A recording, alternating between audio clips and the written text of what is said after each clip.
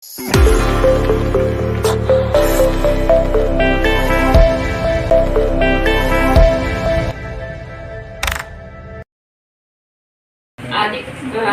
अधिकार दिवस है और हमने कैडर ऑर्गेनाइज किया है।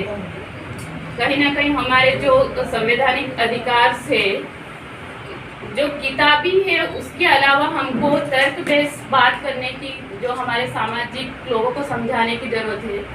तो हम एकदम से उनको जाके आप किताबी बात कर दोगे तो हो सकता है भड़क जाएंगे, क्योंकि हम क्या है कि माहौल में डलते, जैसे भैया ने अभी बताया है कि हम सब माहौल, हमारा दिमाग माहौल के हिसाब से बनता जाता है। हम जो देखते आ रहे हैं, जो सुनते आ रहे हैं, उसके हिसाब से ही हमारी परंपराएं बनती है।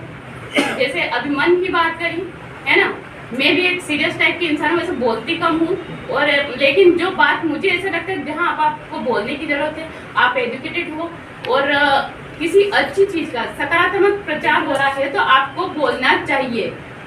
अदरवाइज मेरे पास नेगेटिव थिंकिंग भी बहुत सारी है। एज ए लड़की हो क्या, आपको फेसबुक पे भी देखोगे तो सिर्फ नारी शक्ति, बहुत सारे तो चढ़ाने के हिसाब से बोलेंगे नारी शक्ति नारी शक्ति नारी शक्ति। कोई ऐसे कि हाँ दीदी, और पीछे से मजाक उड़ा रहे, तो वो भी चल रहा है और ठीक है। लेकिन यदि हमसे कोई अच्छाई क्रिएट होती है, प्रचार होता है, तो आपको बोलना चाहिए। अदरवाइज हम जमीनी अस्तित्व की बात करते हैं तो आपका उसमें तो कोई रोल नहीं है, लेकिन जिंदगी का कोई ना कोई मतलब होता है, तो आपका यही योगदान रह जाता है, भूमिका रह जाती है कि आपने आपकी लाइफ में क्या किया है।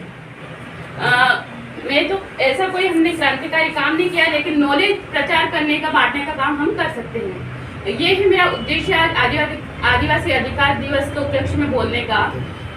सारे जजमेंट्स वगैरह भैया ने बताए हैं, ठीक है, आप उनकी स्टडी करिए, पढ़िए, उनको जहाँ जरूरत होती है वहाँ पे डिबेट करिए, बताइए, लेकिन सेंस लेते कि डिबेट करने से कोई मतलब नहीं है ना। जैसे कोई व्यक्ति आया, दारू पी के आया, उसको समझा दो, कोई मतलब नहीं, लेकिन सरकारी व्यक्ति है, वहाँ पे आपकी डिबेट से प्रभाव पड़ रहा है तो आपको बोलना चाहिए, है ना।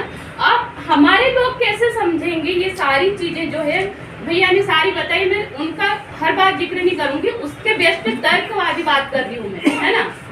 तो एक तो हमारे क्षेत्रों में गैर परंपराओं का प्रचार हो रहा है,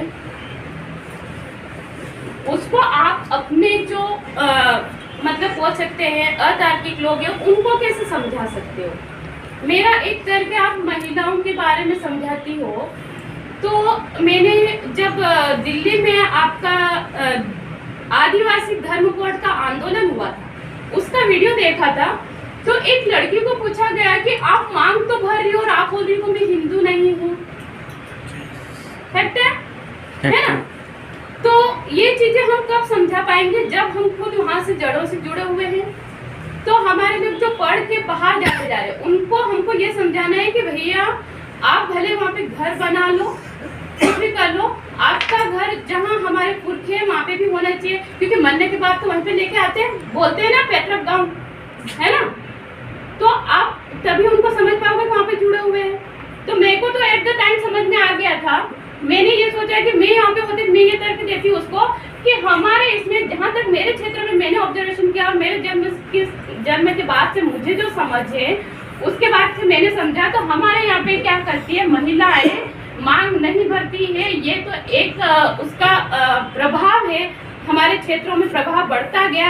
आप उसको ऑटोमेटिक कहें या षड्यंत्र कहें, जो भी कहें, प्रभाव बढ़ता गया। अदरवाइज हमारी महिलाएं क्या करती है, बोर गुथती है, बोर गुथना चलता है। तो फिर ये मांग कैसे भरना हुआ, तो भैया कि हमारे क्षेत्र में हिंदुत्व का ज्यादा प्रचार हुआ, तो यहाँ पे हिंदुत्व का चला, जहाँ पे ईसाई का ज्यादा प्रचार हुआ तो वहाँ पे ईसाई लोग बन गए, जहाँ पे इस्लाम का ज्यादा प्रचार हुआ तो वहाँ पे हमारे आदिवासी लोग इस्लाम बन गए। आपको ऐसे सिंपल भाषा में उनको समझाना है ना। हाँ, हमारी दिक्कत ये आ रही है कि हम समझते भी जा रहे हैं और हम मतलब उस लड़ाई को लड़ने के लिए भी तैयार हैं, लेकिन हम एकदम उग्र हो जाते हैं। अभी भैया बता रहे थे निकाली तलवार चल पड़े, ये तो नहीं, आपको सिचुएशन के हिसाब से चलना पड़ेगा, है ना। जैसे कि मैंने अभी निवेश क्षेत्र का वो उदाहरण दिया था उन महिला का, ऐसे हमारी महिला कितना कितना वजन उठाती कोई उसका मतलब नहीं है। लेकिन उस सिचुएशन में ये था, उसकी सोच ये थी कि भैया हमको कितना रोका जा रहा था प्रशासन के द्वारा, और जो असामाजिक तत्व थे वो हम पे हमला करवा सकते थे, मतलब ये दिखाने के लिए कि ये लोग मतलब असभ्य तो नहीं बोले, मतलब अनुशासनहीनता से आए हैं, इनको सिर्फ खाली व्यवस्था को खराब करना है, इनके पास नॉलेज नहीं है, इस टाइप से, है ना। और तो ये होता है, हमको है ना हमारे नॉलेज को कहाँ प्रयोग करना है वो हमको समझना पड़ेगा, किस सिचुएशन में प्रयोग करना है, किन लोगों को समझाना है, और समझाना भी है तो थोड़े तर्क हमको समझने पड़ेंगे, किस तर्क के आधार पे हमको समझाना है। तो ये तो आप कैसे, मैंने जो मेरा उद्देश्य था, मैंने सबसे पहले आदिवासी दिवस में शामिल हुई थी तो भी मैंने यही बताया था कि आपको लड़ने की और गलत तरीके से सोशल मीडिया पे पोस्ट डालने की जरूरत नहीं है, आप सिर्फ अपनी परंपराओं का प्रचार करिए और लोगों को समझाएं कि हम इसको गलत बोल रहे हैं तो क्यों गलत बोल रहे हैं, आपको तर्क देना पड़ेगा। ऐसे और भी तर्क मिल जाएंगे आपको।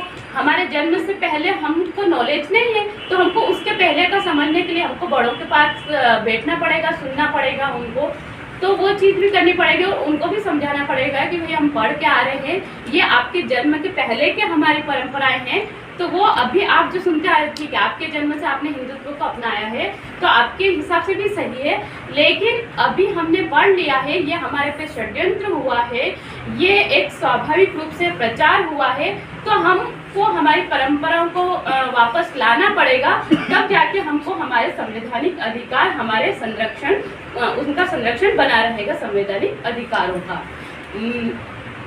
सॉरी, अब मेरे पास बोलने के लिए बहुत सारा, पर टॉपिक मैं एकदम से स्किप हो रही हूँ, तो बाकी मैं तो सोशल मीडिया पे बोलती भी रहती हूँ, वैसे ये कहने का मतलब कि बहुत कम बोलती हूँ मैं अपने काम से इससे, लेकिन मुझे ऐसा लगा कि नहीं आप बोल सकते हो तो बोलना चाहिए, इसके हिसाब से भी मैं आती हूँ। अदरवाइज मैंने कारण भी बता दिया कि मेरी क्या थिंकिंग है, और ये सच भी है ना। तो ठीक है, अपने माँ बाप ने अपन को पढ़ाया है तो आप नॉलेज का उपयोग ही करेंगे ना। मैंने तो वीडियो में भी बोला था निवेश क्षेत्र के टाइम पे कि जो IAS की तैयारी कर रहे हैं, जो PSC की तैयारी कर रहे हैं, सबका सिलेक्शन तो होना नहीं है, तो उस नॉलेज का क्या अचार डालोगे आप, कम से कम शेयर तो करिए आप। और ये हमारे स्कूल लेवल में तो पढ़ाया नहीं जा रहा है, जो कॉम्पिटिटिव की तैयारी कर रहे हैं वो लोग ही पढ़ते हैं, और हाँ उसके पीछे भी स्वार्थ है कि हम सिर्फ नंबर के लिए पढ़ रहे हैं, इसलिए हमारी नॉलेज का प्रचार नहीं हुआ, है ना। हमारी सोच भी ये चलती आ रही, हमारे पेरेंट्स वगैरह यदि सरकारी कर्मचारी है भी तो उनकी सोच भी ये है कि भैया हमने तुमको पढ़ाया तो तुम पढ़ लिख के कंपटीशन क्लियर करो और सरकारी नौकरी करो। हमको पूरी चीजें मेरी जो अपने अधिकार से जुड़ी है, जो अस्तित्व से जुड़ी है, उसी से जुड़ी हुई बात है, मैं सिर्फ तर्क बेस्ड बात कर रही हूँ। तो सरकारी कर्मचारी ये सोच आपको बदलनी पड़ेगी। अब बोल रहे हैं कि हम मूल मालिक है, मूल मालिक है, मूल मालिक कैसे बने रहोगे भैया आप, जब आपके क्षेत्र में आप खुद के कोचिंग इंस्टीट्यूट खोलोगे, खुद के हॉस्पिटल खोलोगे, ठीक है नहीं। आप हम पढ़ के बाहर जा रहे हैं, वहाँ पे जहाँ पे हम आपके क्षेत्र में आप सम्मान के साथ पूरा पैसा कमा सकते हैं, वहाँ पे हम 10,000 की नौकरी कर रहे हैं। मुझे विलेज भैया ने अभी बोला कि आपको इतना पैकेज मिल रहा था तो आप क्यों नहीं गए। खैर मुझे तो उस टाइम पे इतनी जानकारी नहीं होता है ना अपने इसमें कि 10वीं 12वीं में आगे कॉलेज में कोई करियर गाइडेंस नहीं होता अपने पास, सिलेक्शन हो गया तो जाके हमने कर लिया कॉलेज, यही सच्चाई है। कोई करियर गाइडेंस है हमारे पास पहले से? जिनके पास करियर गाइडेंस है ना वो है ना, जैसे ही फर्स्ट ईयर में एडमिशन लेता है वो गेट की तैयारी शुरू कर देता है भैया। जो फर्स्ट ईयर में एडमिशन हुआ वो IAS की तैयारी शुरू कर देता, और हमको पता ही नहीं है कि IAS होता है क्या है, गेट होता है क्या है। तो मेरा भी ऐसे ही था, PET में सिलेक्शन हो गया था। मेरे को मतलब हमारी सोच ये थी पापा की कि हमको ज़्यादा दूर नहीं भेजना है, वो लड़की है तो कहाँ है, रतलाम से कॉलेज करवा देंगे, ठीक है। पर लेकिन मेरा सिलेक्शन हुआ था, सबने बोला कि कॉम्पिटिटिव में बहुत कम का सिलेक्शन होता है, और आप जो कॉलेज चाहे वो कॉलेज मिल रहा है। उस टाइम पे AIEEE चलती थी, ट्रिपल में सिलेक्शन हो गया है, फिर भी आप PET के थ्रू मतलब उनको कॉलेज नहीं दिला रहे तो क्यों नहीं दिला रहे। तो कहीं ना कहीं मेरे पापा के मन में भी ऐसा आया कि नहीं अभी दिला देना चाहिए, नहीं दूर का तो उज्जैन का तो दिला ही देना चाहिए। तो ठीक है मैंने वहाँ से इंजीनियरिंग कर ली। हमको इंग्लिश में ज़्यादा दिक्कत नहीं आई क्योंकि मैं नवोदय की थी, लेकिन हमारे हिंदी से कोई लेना देना नहीं है। हम लोगों को, हम युवाओं को इंग्लिश पे काम करने की बहुत जरूरत है। जब इंग्लिश के भी सारे चीजें अधिकतर है तो इंग्लिश में चल रही है, ठीक है, तो हम समझेंगे कैसे रिटर्न में? हम भाषण देके वही समझेंगे। अभी फेसबुक वगैरह पे मैं देखती हूँ डॉक्यूमेंट शेयर किए जाते हैं बहुत सारे, बहुत इंग्लिश में है, कैसे समझेंगे? तो लेकिन अब हमारे पास इंग्लिश में मेरी जो थिंकिंग बन गई है पूरी इंग्लिश पे बन गई है, और मेरी कोई अच्छी नहीं थी, लेकिन मैं काम पूरा इंग्लिश पे कर, मैं इंजीनियरिंग को भूल गई हूँ। मेरा यही है कि मेरे को थोड़ी जगह दे दे तो मैं एक इंग्लिश इंस्टीट्यूट अपने क्षेत्र के लोगों के लिए, अपने बच्चों के लिए, ताकि 10 साल बाद थोड़ा परिवर्तन दिखे लैंग्वेज को। तो आपका ऑटोमेटिकली आप मालिकाना हक अधिकृत कर रहे हो या नहीं कर रहे, तब जाके हम मूल मालिक कहलाएंगे या नहीं कहलाएंगे। हमको जरूरत है कोचिंग की, हमको जरूरत है हॉस्पिटल की, और हम बोले हम मूल मालिक हम दूसरों को नहीं आने देंगे, तो आपको तो जरूरत है ना भैया, मरोगे क्या? डॉक्टर्स की जरूरत नहीं, दो दूसरे तो आके कब्जा करेंगे सही ना। तो ये फैक्चुअल बात है कि हमको इसको समझना पड़ेगा। और भूमि के बारे में आप कैसे समझाएंगे, तो वही मैंने पहले भी वीडियो में समझाया था। आप ऐसे समझाइए कि रतलाम का मेडिकल कॉलेज देख लो, ये भी आदिवासियों की जमीन पे ही है। आसपास की कॉलोनियाँ बनी हुई है, ये कंपनियों ने पहले ले ली, वो भी आदिवासियों की ही जमीन है।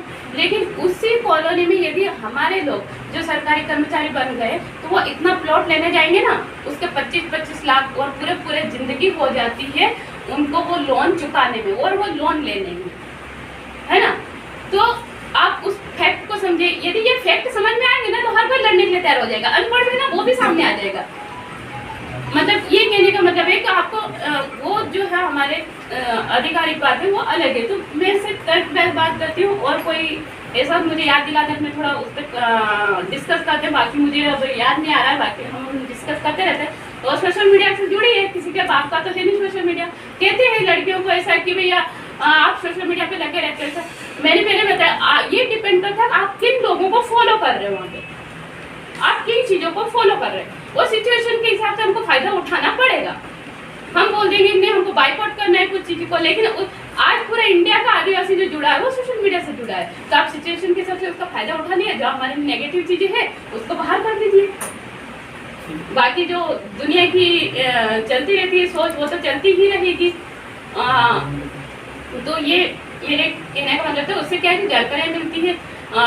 हमको बिल्कुल भी जानकारी नहीं थी, और नहीं है ऐसे लोग भी ट्रेंड हो गए हैं बिल्कुल, क्योंकि वो उन लोगों को फॉलो करते हैं जो हमारे हिस्टोरिकल नॉलेज को ले लेके आते हैं। और ऐसे लोग भी हैं जिन्होंने के लाइफ टाइम के लिए हमारी नौकरी परिवार छोड़ दिया है कि भैया हम बोल सकते हैं, हम इस चीज़ का प्रचार कर सकते हैं, और हमने प्रचार नहीं किया तो हमारी पीढ़ी वहीं पे रुक जाएगी।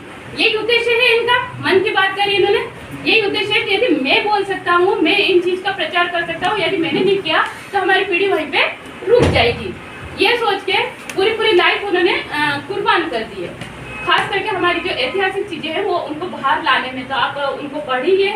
और नौकरियों के पैसा तो है ना, कोई चोरी करके भी कमा लेता है, कैसे भी कमा लेता है। हमारे अनपढ़ लोग हैं वो भी पैसा कमा रहे हैं। आप नॉलेज को सीखिए।